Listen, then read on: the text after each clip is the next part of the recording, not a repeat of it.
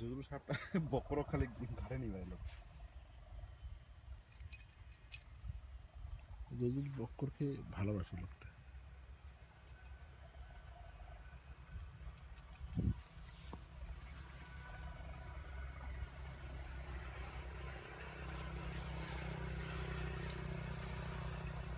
বেরোলে তো কতগুলো গাছ।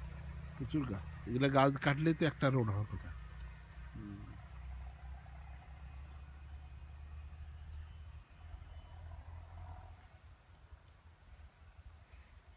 স্যার ওই যে আমাদের গিয়াতে আছে স্যার যে একটা দেশে 25% যা বনাম থাকা উচিত। হুম। তা আমি তো বাংলাদেশে দেখি খালি গাছ আর গাছ, গাছ আর গাছ। তুমি ভেবে তো বেশি হওয়ার কথা। দেখেন তো স্যার, আপনি চোখ দিয়ে যেদিকে দেখেন গাছ আর গাছ। হ্যাঁ, এখন স্যার আপনি এই কথা বলতে পারেন যে ওইখানে বড় গাছ নাই।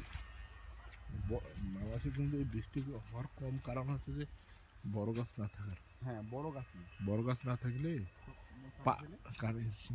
পাহাড়ে পাহাড়ে হিমালয়ের এক পাশে প্রচুর বৃষ্টি হয়ে যায়, অপোজিট পাশে কিন্তু মরুভূমি। কারণ কি, মেঘটা সেখানে ধাক্কা খায়, ওই পাশে যাইতে পারে।